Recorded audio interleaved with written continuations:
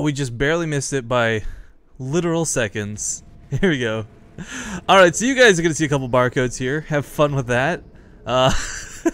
Welcome everybody to the first match of the day in the Acer Team Story Cup. This is Quantic Gaming versus Axiom. And actually, because I'm going to be saying it like that, I don't care about alphabetical order. Let's swap the logos at the top real quick. Yoink.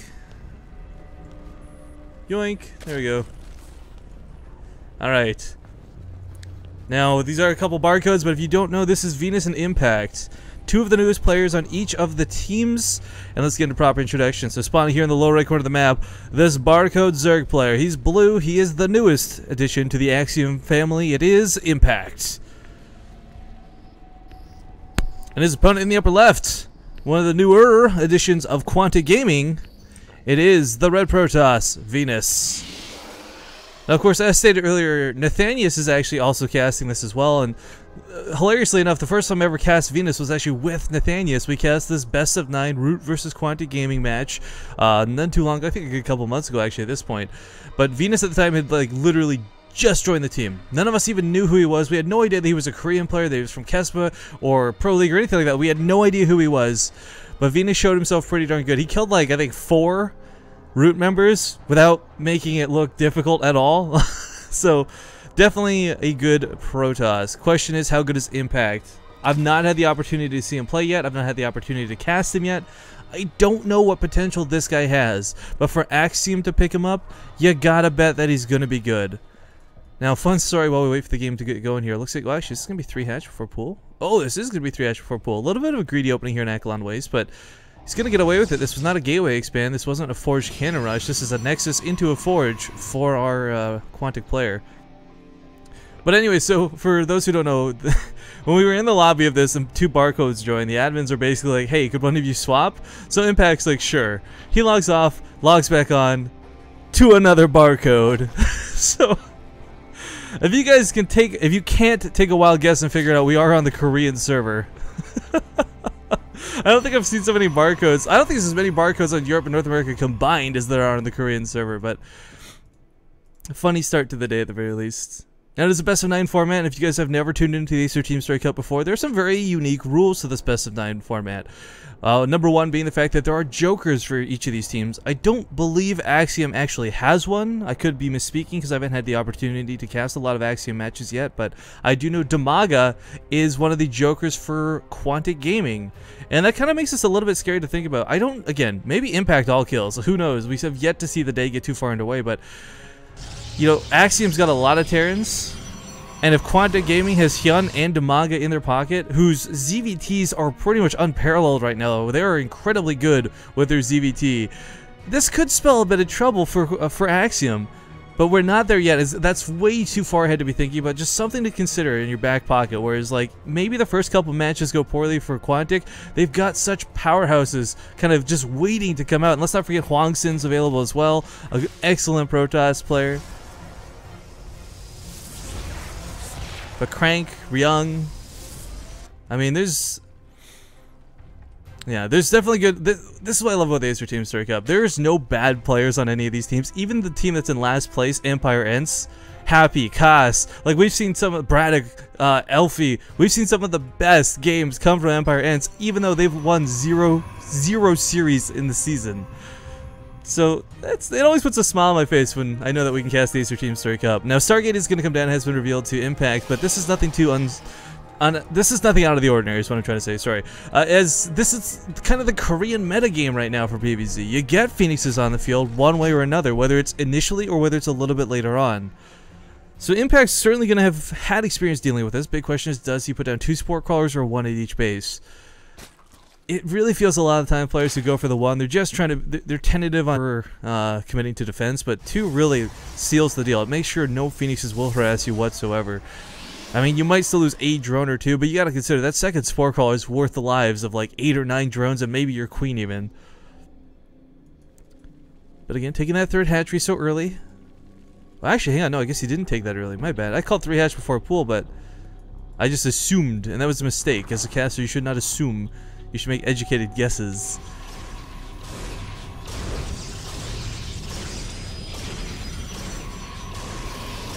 Overlord being picked off here. Bit of a slow start, but that's how this is going to go. We're going to see the Phoenixes. Big question, of course, relies on, you know, do the Phoenixes bait out Hydralisk quick? Typically, I think Impact is probably going to want to incorporate Hydras into his army one way or another.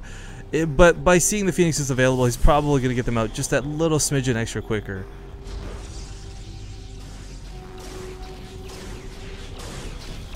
Being told I say Damaga incorrectly. I need to put it in all caps. It's Damaga!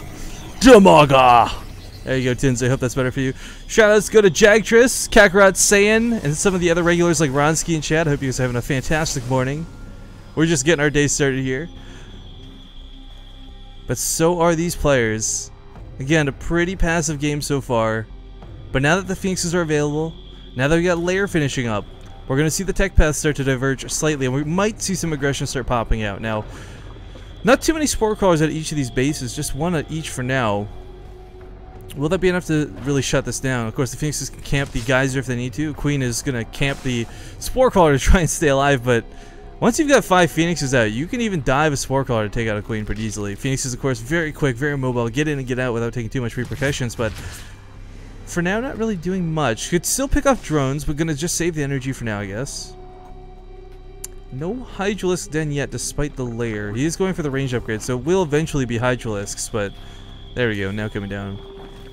Yeah, the big question that goes hand in hand with this is, like, when does it come down? And what we're seeing coming out of Venus here is something none too dissimilar. If you guys have watched the channel before, you've seen Trend, you've seen the Zotac Comp, you've seen this sort of Zealot hit squad that goes towards the 3rd base. And what's really scary is there's 9 Roaches coming, but there's no Lings to buffer for any of this. There's no Mothership Core, however, so these Zealots might get kited, but at the same time, he could just focus down the hatchery.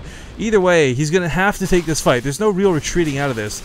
Phoenixes can, of course, crowd control some of these Roaches, start picking them off if they want. Zealot's going to corral them into a little bit of a corner, but so much more power to him. Looks like rather than go for the 3rd base, there's too many Roaches, they're going to go for the natural. Kind of split up here with the Zealots, kind of split up here with the Roaches. Doesn't quite know where to go. Has repositioned a Spore Crawler, though. Really like this move.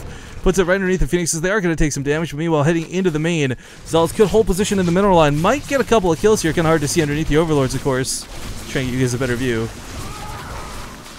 If they could focus on the Queen, that'd be nice, but of course, there's no drones here left. He's got them on hold position, and there's nothing for them to attack. All the drones evacuated. That's a little unfortunate. Meanwhile, we still got the Phoenixes picking up Roaches, killing. Typically not something you see is the energy is often denoted to picking up the drones, picking up the Queens, trying to pick off those sort of units. But gonna get some Overlords here too. Quite nice for our Quantic player. Gonna get a little bit more, but now out of energy is gonna be forced to back up for the time being. How many use lost there? So 10 Zealots for 7 Roaches, 2 Lings, a couple drones. Don't know if necessarily worth it, but up at home he's got his Immortals. He's got some sentries. Any sort of counterattack from Impact will be shut down rather promptly. And come up here on the front wall is going to be met with a blast and a half. Finding the second wall up. Cannon's not finished yet. Can focus this down before it finishes. And Impact going to break through this wall, but that's alright. Not the biggest, again, not so scary.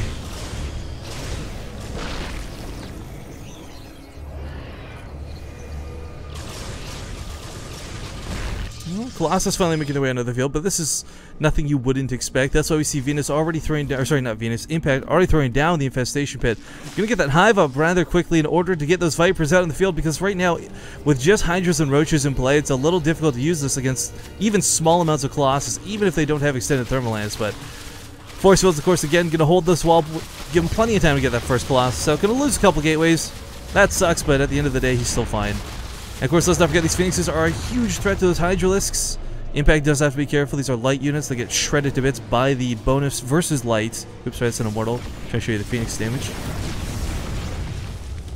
But yeah, Thermal Lance will take a little bit before it's done. Armor upgrades are on the way here. Both players just kind of slow teching. I was kind of hoping this would get a little bit more exciting quicker. That attack from the Zealots was rather ineffective, I feel, in the end, but a cool move nonetheless. If Impact was playing greedy, if he didn't make Roaches, if he didn't make some army supply, obviously would have taken such severe losses, but holds on for now. Overseer with a lot of speed, a lot of gusto, will be rocketing into the main base, seeing what it can find. And what it sees are gateways, it sees the tech. Ooh, actually what's really important here is he's going to see the Stargate still pumping units out. Now if he's looking real quick, you can tell it's a Void Ray. If you guys can't tell, you can actually see the little outline of the unit being built into Stargate, but a single Void Ray or two is nothing too scary, nothing too surprising, and nothing that's going to be a real threat. It'll be a nice addition to the army, but that's kind of it. With the Hive Tech finishing up here too, we'll probably see some Vipers coming out shortly.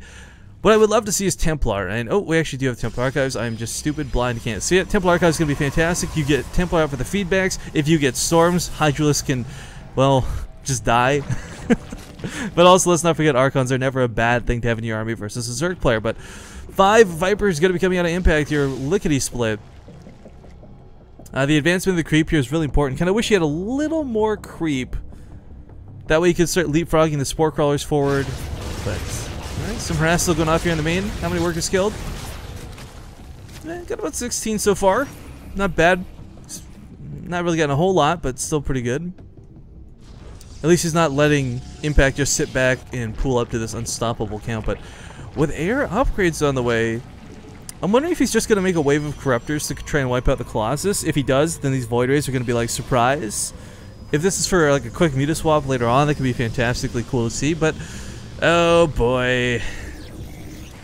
Incoming 3-hour game. We got Locust, Enduring Locust coming up here for Stormhost, of course.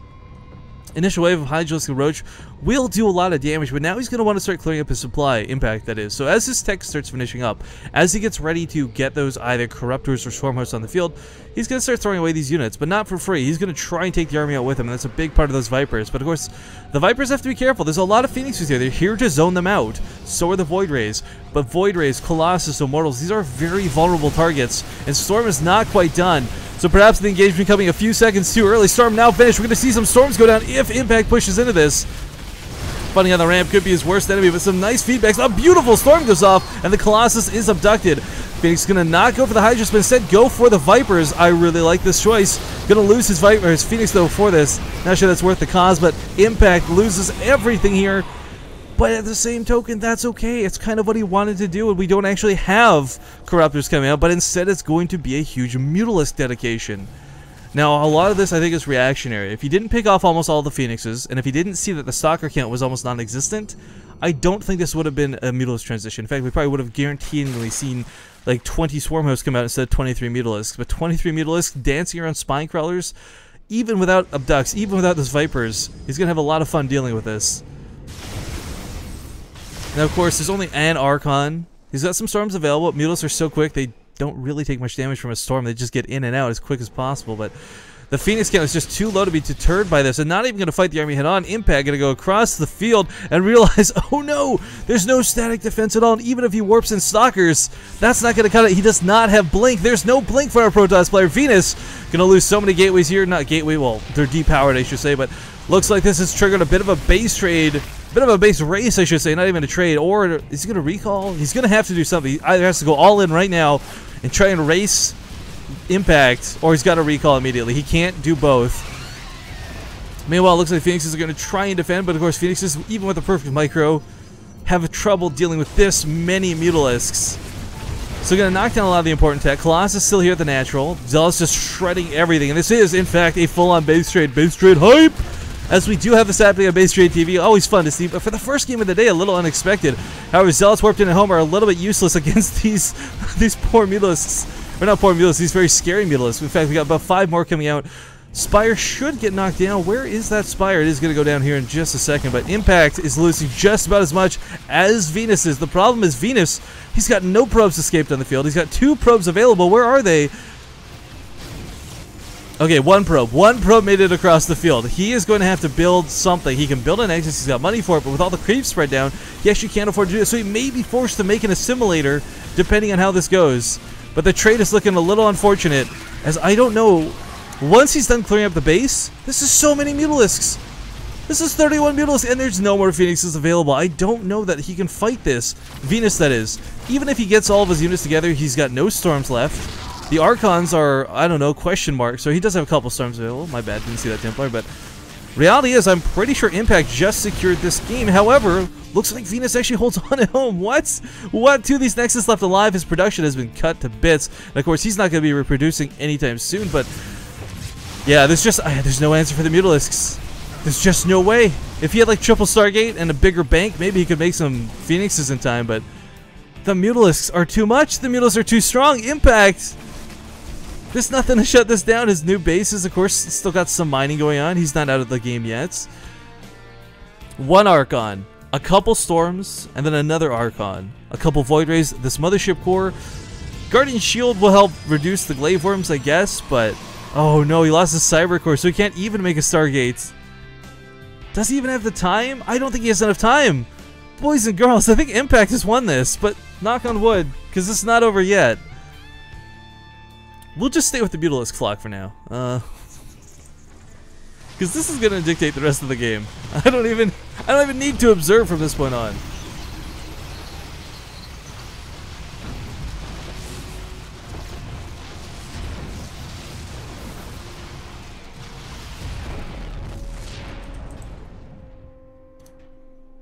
Well, I said I didn't need to observe, but maybe I should. Not going for the throat, not going for the kill. In fact, perhaps a little unaware of just how big of a lead he has. I mean, the supply is 113 to 68, and there's... How much of this Protoss army can actually shoot up? Okay, 1, 2, 3, 4, 5, 6, 7 units can technically shoot up. Potentially 3 Storms, another Archon maybe, but... You know, the Mutalisks, they don't even have to... You don't have to really... If you just magic boxes these Mutalisks on top of the army... Storms aren't going to hit all of them. The Archon can't splash all of them. There's no Stalkers available. There's no Blink. 3 Stargates are coming up, but if Impact waits too long, if he lets this get up, then he will have a lot of trouble. But canceling one of the Stargates, realizing he doesn't actually have the money to make Phoenixes out of 3. Oh, this is rough. Overcharge goes off, but going to deter the Mutalisk only slightly. Did he see those 2 Stargates? He did. Impact has got to know he's on a bit of a clock. Not a clock, but like, how do I phrase this? Like a little bit of like he's pressured for time. That's what I'm trying to say. Like he's not on a clock. He's not in danger of losing this game. It's basically 2 base versus barely 1. But Phoenixes are going to be enough to deal with the Mutalisks. Even without the Onion Pulse Crystals, let's not forget, in a world of perfect micro, Phoenixes beat out Mutalisks every single time. But perfect micro is not the easiest thing to obtain, and if you could bait the Mutalisks, like, okay, so here's my best case scenario I see for Venus. If he can guess where the Mutalisks will dance in reaction to the Phoenixes and put Storms down preemptively, force the Mutalisks to fly through the Storm, maybe he can get some of the necessary damage. But as we see, both players are a little bit tentative to engage because Impact doesn't know that there's nothing on the field for Venus. And Venus knows how incredibly far behind he is, so he can't risk throwing even a single unit away. Now we do have the Corruptors actually coming out. These are going to act as a bit of a buffer. The Phoenixes, of course, will not kill Corruptors too easily, too quickly, but... Oh, Venus! Oh, so gotta be so careful! Doesn't lose a Phoenix. I don't know how he doesn't lose a Phoenix, but somehow does not lose a Phoenix. But these are the only units he's going to make. We're not going to see Templar. We're not going to see anything else. And with the Corruptors coming out, even without the armor upgrades, I mean, he doesn't even need them. There's just numbers. It's a numbers game, folks. If we had more Archons, it'd be a little more scary. If we had any amount of Blink Stalkers, the Corruptors would not be nearly as big of a threat. But without Onion Pulse Crystals, and we are certainly not going to see Onion Pulse Crystals, he needs units. Look at this, just spreading the Mutal. It's going to come in from all angles. Beautiful Storms go down, but it doesn't even matter. As we said before, the Mutals just moved right on out of them. Not even trying to micro the Phoenixes. I think Venus knows he's in some trouble. And looks like our Axiom player Impact will finally be in a position where I can say securely he has secured game number 1. Good game is called and the tap out happens. Axiom off to a great start today.